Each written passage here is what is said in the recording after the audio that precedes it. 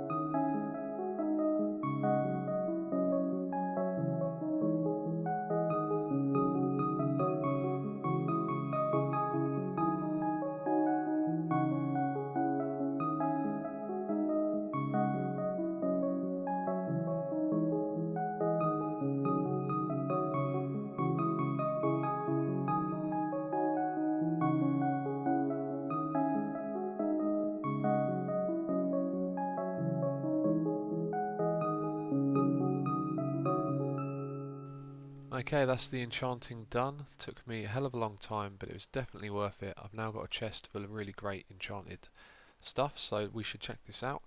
First of all, I brought with me 3 picks that were dead and also a dead axe, and it turned out that I got 3 really bad enchantments on the picks and 1 bad axe, so that worked out really well. I crafted them together and enchanted them, and we've got some great stuff here. So first of all, we've got the sword.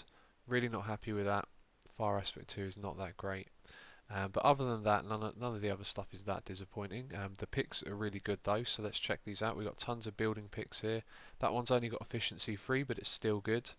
And that one's got fortune 3. I think I've now got 3 or 4 of those picks. So as well as that, I've got tons of silk touch back at the base. So we now have everything we need in terms of picks. So that's 1, 2, 5 building picks and 1 with fortune. I think that's a really good result there. So the axes, we've got efficiency 4, silk touch 1, fortune 3, and then some unbreaking efficiency ones. They're pretty decent to have. And then we've got some building shovels as well. We've got those unbreaking 3 efficiency 4s that everyone likes. And that one with fortune as well, which helps us if we use gravel. We need a lot of flint for some reason, but these ones are not so great. Fortune unbreaking. Silk touch is good to have. That would actually be very good for going into the Nether and getting glowstone. I did want to try it with just silk touch and not having efficiency, because it rips through the glowstone and takes out a lot of netherrack as well. But that only costs 1 diamond to get for silk touch, and that's why I think it's good to do these diamond shovels. But that was the only one I got. Unbreaking 3 isn't too good, and then we got 2 efficiency 4s. Now I'm quite disappointed with the armour. I'm not really too sure what the best sets of armour are to have, so I need to look into that more. But this one's got protection 4 and respiration 3. I guess that's pretty good for going underwater. And then we got protection 3, got 2 of those, and then protection 4 on the diamond boots. And I did say I was going to go for feather falling, but I decided just to enchant this at level 30 because I figured since I'm going to use that in the Nether, mainly when I'm going for glowstone, probably be a good idea to use iron in case I fall into the lava, something that's not so expensive. So I decided to do level 30 on that. I'm back, safe and sound. The journey through the Nether was a little bit nerve-wracking. but that's just because I was carrying all that diamond gear. But check it out, we've got an absolute ton of stuff in here now. And all of this is making me think that the room over here was a good idea after all. I can now see us putting in all of the items on the side over here, like we'll have a dispenser for building picks, and then over here we can set up our PvP gear now. I'm not sure if I should do 4 or 5 from that one, because we could just have it dispense us the armour or the armour and the sword. We can also put in the glowstone kit now, and what I could do is just use the XP farm over there, get up to level 17 and enchant some iron boots over here. Although I'm not sure if it's level 17, I will double check that, but feather falling is a lower level enchantment, so you're more likely to get it doing a mid-range level than you are the highest or the lowest.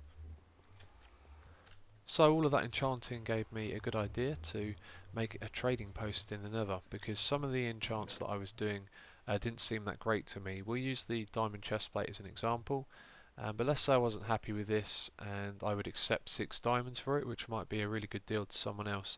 Thought it would be a great idea to have a place to do that, and in the Nether hub what I could do is build a little room on the side of it that you can go into, and in there we could have a chest for every player, and then they could put in items that they want to trade, and next to it they could have a sign with the list of items and how much they want for each of them, or maybe even a book inside the chest that you can open and read. But that would be really great, because if you were looking for something you could just take a visit there, rummage for everyone's chests and see if anyone has something for sale that you want. And because of the book giving you the price, you wouldn't have to talk to them or anything. You could just leave the diamonds or whatever it is they wanted in the chest and then take the item with you. So that is what I want to do at the beginning of this episode. I'm just going to get myself prepared and then head over there, and we will start work on a trading system in the Nether. Okay, I'm just about to leave for the Nether hub, but I thought I'd show you the resources that I have before I go. And yeah, I wasn't really too sure what I wanted to build over there, so I started going through all of my chests, looking at all the different materials that were available, and then I got some inspiration from that. So let me show you what I'm going to take with me. We've got stone to mainly make stone bricks like this. I think I'm going to use a lot of that. Maybe I'll use a little bit of nether brick as well. Some glowstone for lighting. You can see I've got some slabs, and then each different type of wood. I think I'm going to do something quite similar to this, what we have going on here, except when I saw the grass I knew that I wanted to put in a grass floor, and then that gave me the idea to maybe make it a little bit more decorative than usual and put in some dirt blocks that have some saplings on. So I might use the different wood and theme it to the saplings as well. So we're going to have 3 different sides to this room, one side being an entrance. So the image is starting to come together in my head, but the main thing that I wanted to point out is that if you're ever trying to build something and you don't really have too much inspiration, just flick through some of your chests, and some of the materials that are available to you will give you some inspiration. I've arrived, and it's over on this side that I want to build the trading post. I'm going to build it in the middle here, and I'm also going to try and be considerate that in the future we might want some extra entrances on either side, so that's going to be a factor. But the main reason I've picked over here is because we've got all this flat land and open space behind it, and I think just about anywhere else would involve digging or building over a big open area. So this is the ideal location, and no one has built a tunnel here yet as well, which is great, so I can start working on this straight away. So I've made a start on this little area here, and Q Hamster and Hypno have come out of nowhere. Say hello.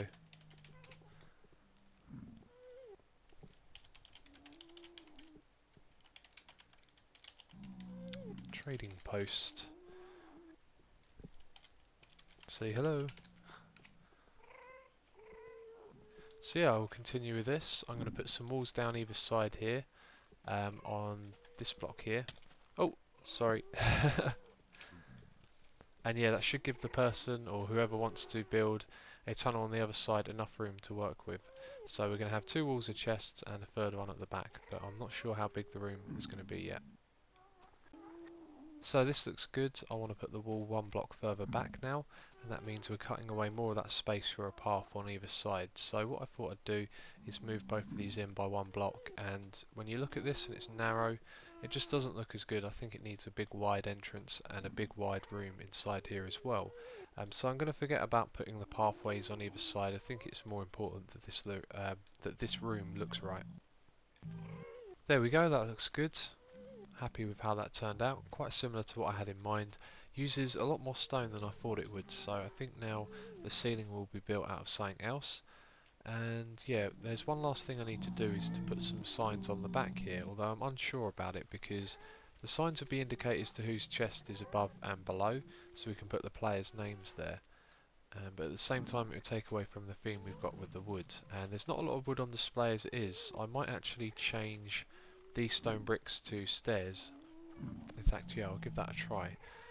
Because it's got a lot less wood than I thought it would have. But anyway, I could put a sign on the back, or I thought what I might do is just put a book in the chest, then you can open up, read the book and see whose chest it is, although I've just realised that that's quite tedious if someone says they've got something in the trading post that you need and you head down here and you have to open all of the chests. So I'm going to put a sign on the back, see what it looks like, and try and bring more wood into this. There we go, that looks really good. I like the checkered look that we've got now. It's not much of one, but I don't know, it seems kind of checkered to me. Put a sign at the back there, doesn't really take away from the spruce wood planks, in fact it fits in quite well, so that's how we're going to identify who has what chest. And there's one other thing that I want to try, which is to take away, oh, I almost hit him. Yeah, to take away these stairs and replace them with full blocks. And if you're wondering what this cobblestone is, I put like a cobblestone shielding around the outside so that if gas shoots at it, the glowstone and stuff won't get blown up. And not too sure about that. I think, do you know what, I'm going to keep it like that. I think that looks better. Okay, we're looking good. The second wall's been finished and it looks decent. And the room is really starting to come together now. But we've got to do the one over this side, and the width is different. On this side it's a odd number, and that side as well, obviously. But over here we've got an even width, so we're going to have to do something different for the chests. So what I thought I'd do is put in two chests like that on this side and that side as well, and then in the middle we could do a double chest or something like that, a donations one. So if anyone has any items that they just want to throw into a chest for anyone else who might want them, they're not asking for anything in return, we've got a donations chest in here as well. And then after that point we've got the ceiling to do, but I also feel like maybe we need a feature in the middle of the room. Oh, you have no idea how much I hate ghasts right now. They've been shooting at me all the time. Absolutely, the whole time I've been building this they've been making it difficult. And then I finally finished this wall and I thought, that's great, I can just stand here for a bit. And where does a ghast spawn? It spawns down there, it rises up and starts shooting at me. Oh. And I'm starting to run low on materials now, but yeah, I guess I'll just have to fix this back up and yeah, and get on with it. I finished clearing up the mess those ghasts made, and I've added in a ceiling, and the ceiling was just put together really quickly because the ghast kept shooting at me and causing more problems. But I think what I might do is just replace these full blocks of half slabs so it gives at least a little bit more detail to the ceiling. And at the back here I didn't add in the donation chest. I thought it would look better like that because otherwise we would have two of these double bits on either side and then a double chest in the middle. So in the middle of the room I'm just going to build something where there'll be a double chest and a crafting bench so people can make donations. Okay, so having the little donations thing right in the middle of the room didn't seem quite right, so we just got a chest leading down to here, and I've replaced it with half slabs and it's made the ceiling a lot darker, and now it looks pretty cool. I think it draws attention away from the ceiling and puts it into the room where all the light and colour is. But yeah, I've just got to go around the outside now and cover everything in cobblestone so this can't get blown up again. So we're all done here. I just decided to make one last change, and that was to build this nice little overhang for the entrance here. And then I've put up these signs of instructions on how to use this place. So, welcome to the trading post. Everyone has a chest. In this chest you can put items that are up for sale. Leave a book oh, here we go again. Leave a book in the chest with a price for the item or items. Then other players can check to see if anyone has an item or items they are interested in. Leave your payment in the same chest, put items for trade at the top of your chest and payments at the bottom. So if I were to go into here and have a look in Hypno's chest, then he can have items that he's got for trade up here and then payments down at the bottom. So someone might actually put something in here, and I would probably normally ask for diamonds since they're valuable, or maybe emeralds.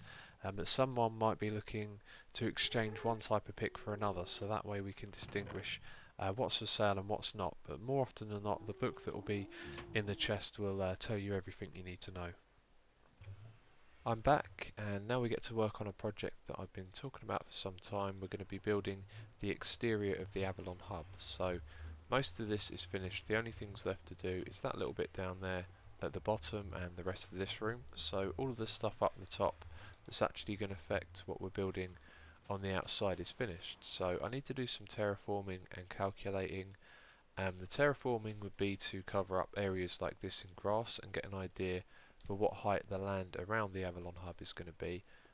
And then the other thing would be to calculate where the pyramid starts, because that's the shape that I want to build it in.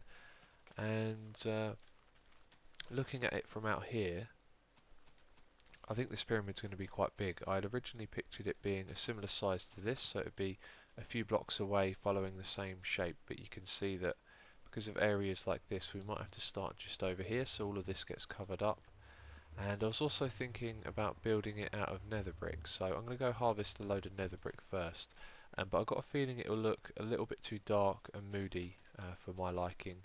And the other thing is, we don't want mobs spawning on it, so we've got to put some light in there. And when you build a pyramid, or at least for me, I'd like to see it all built out of the same material, but I've got to put either torches down or put some sort of lighting in there. So another option is if I use something that I can half slab, then I can put half slabs on it and it would look normal except no mobs could spawn. So there's a lot to be done at the moment. I'm going to start off by harvesting some nether brick and then do a bit of terraforming.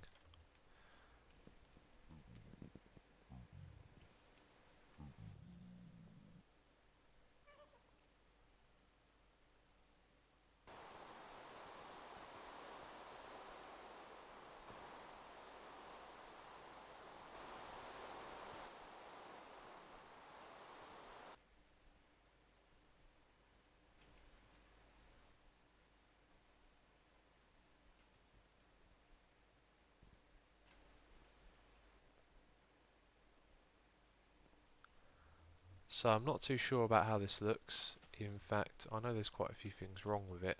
First of all, I started out way too far back. In fact, I think I need to just hug the wall here because it's just too big. It stands out like a sore thumb, especially from a distance. And it's not even finished. The thing would actually be a lot bigger. I just thought I'd build a segment to see what it looks like. I really don't want to use nether brick. Nether brick, that's the one. Yeah, I don't want to use this either because it's just so dark, and I'd have to put torches down to stop mobs spawning on it as well. Or glowstone I could also use, but yeah, it just wouldn't look right like that. So I need to use a material that I can half slab, so maybe stone bricks. I was thinking about wood. I have a load of wooden planks that can't be set on fire. Not sure why that's important. Oh yeah, I had the idea for lighting to use some netherrack that's set on fire, and then have those slabs around it going up. Except that would be kind of pointless because by using slabs you wouldn't need to light it up. So I don't know. I'm going to get some slabs and maybe build another bit like this on one of the other side and see what it looks like. Well, I can tell you now that I don't think this whole pyramid idea is really going to work. When it hugs the wall it comes too close to where the glass is for my liking, and it's probably going to be hard to strike a balance for what I want, but I may try a few more things before I give up on this idea. But when I originally pictured this in my mind, I saw like having a big old pyramid and then these paths coming out the side where the bits meet up. I don't know, it looked really cool in my mind, but sometimes things don't quite translate. Yeah, so I'll just try a couple more things before I give up on that idea. If nothing works out, I guess we're just going to have to come up with something different for this. So I don't think I'm going to do any more than that. Doing the half slabs for the shape of it just doesn't really work out. I went a little bit further away from the wall this time, and it just still has the same kind of look. I'm not really into it, so I guess we should try something different. A little bit disappointed with that as well. I've been set on this pyramid idea for a long time and it just doesn't look right. So I've dismantled all of those walls that we've built. I think it's best to save this for another time. I'd like to hear your ideas and thoughts. Maybe some of you have some cool ideas for what I could do with this now. And another cool thing about that is maybe I won't always do what an idea says, but often reading other people's ideas then give you your own. So yeah, just leave some ideas, thoughts, whatever you have on what I should do here, because I'm pretty sure together we'll figure something out. But what I'm going to do now, I think, is go over to the village. I want to work on that a little bit more. Haven't really found the time to do anything in between episodes again, so there was a house that I was building last episode that I showed you, or maybe the episode before, I'm not sure. So this is as far as we got. I've been looking at the floor space, and yeah, just wondering if we do have enough room here, because what I could do at the moment is change the walls on this side. In fact, I think I will do that, because there's not really enough room for anything at all in here, like detail wise. Mainly because of the shape of the room, and also that we've got these stairs in the corner. They actually kind of get in the way. But yeah, I'll play around with this wall here. Okay, I've finished the walls on this side. I've changed the shape a little bit. As you can see, there's going to be no windows over here, but we have got a little bit more floor space, not much, but I think it's going to make the difference. The next thing I want to do though is the roof, because it's going to be, I'm not sure really what shape it's going to be, but it's going to have two different heights to work with, and then we've got to transition those heights together so it looks right. But I imagine it's going to be quite similar to that shape over there. So the roof is coming along nicely. I'm just working on this middle bit here. I've got a couple of ideas, but yeah, you can see I've gone for the spruce wood planks, and I've put a border going around the outside like that, at the same height on both of them, and then they kind of meet up here. Now I was wondering whether I should keep both roofs their own shape and have them intersect in the middle, or if I should run this one here, which is this side of the building's roof, and run it round all of this so it kind of merges into this one. I'm not too sure about what to do, so I was trying out a few things, but I was also looking over here in the distance, thinking about that again, and what we could actually do is put another portal over there, so it would give me another one to link up in the little Nether hub transport area we have below the map, and then I could go over there and do all my TNT demolition of the island space, but as well as that we could also build an ice machine just over there, because that's in a ice biome, so there's another project to do in the future. So I'm building up the roof more, and it's starting to look a little more bland, and I think what I want to do is just this layer here where it goes round. So it's the base layer on this side, and it's two up on this side over here. I want to change the material and use probably the birchwood planks, so we have just a trim of that, and that's just to change it up because it's getting a bit mundane at the moment, and I think it would look good because it would show the heights of the ceilings intersecting each other as well, but I'll change that and we'll see what it looks like. Okay, I finished the roof, and as I was building this whole trim of the birchwood planks kind of started to take a different look. It was like this one over here was spruce wood, and then it had a little bit of birchwood, and then this one over here would be birchwood with a little bit of spruce, and I think that's turned out quite well. I put a bunch of torches on the top because we need to sort out redstone lamps on the inside, and I haven't been in here yet to have a look, and I tell you what, that looks really cool from the inside here. And you know what, I think it's the torches on the top that are giving it a really cool effect, because you can see these slabs are dark and then these ones are really light, and that gives this kind of phantom lighting effect. And I also like how the blocks aren't filled in at the edge here to match up with the wood that we have there. That looks really good. Yeah, I'm very pleased with that. In fact, that looks a lot better on the inside than it does on the outside, I can tell you that. On the outside it looks I mean, it looks good, the two different colours, but it's not anything special, is it? But on the inside it looks great, so I'm happy with that. I'm happy with how that's turned out. I'm going to get some redstone lamps and see where we can position them in this ceiling. So looking at this, I think I'm actually going to have to change the shape of this to fit in some redstone lamps in nice positions, because what we have at the moment, you can see we've got a nice look in that corner, and then it doesn't match up when you face this way, and things get a bit wonky over here.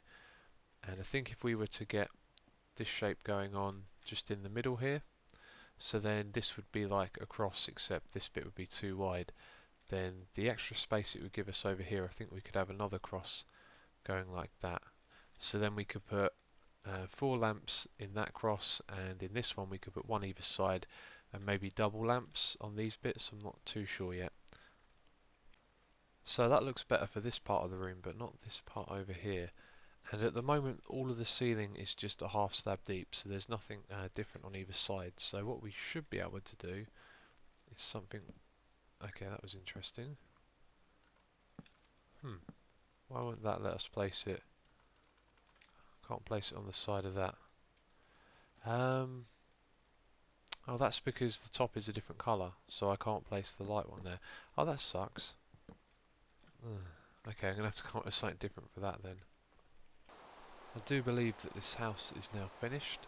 I also checked the roof while it was night time to see what the block light level was, and there were two places that were level 7 that needed lighting up, except they were half slabs, not the upper side of them, so no mobs could spawn there anyway, and there's nowhere that they can spawn inside the house. But let's go take a look. So we have like a utility area in here. I've got some drawers and a sink again, furnaces and crafting bench. Then over here, this is probably my favourite bit, a couple of shelves above a chest in the ground, some bookshelves, and then a little table with this around the outside. And this is the one thing I was unsure about. I wanted to create a contrast because before I was using the fence posts and I decided to change that to nether brick. But what I think I should have done is actually use normal fence posts and put stone pressure plates on the top. I think we can all agree that that looks a lot better. Yeah, much better like that. So that's this little room, nothing too fancy going on here. I did want to have a bed in this house, but it was so open and the layout just didn't really give you anywhere to put one, so there we go.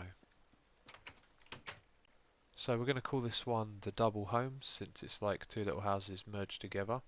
And this is for my third donator, who is named as Robert S. And that's because I can't pronounce your second name, which is Schmidtchen. I think that's a German pronunciation. And I also can't fit it on the sign either. But anyway, thank you for your donation.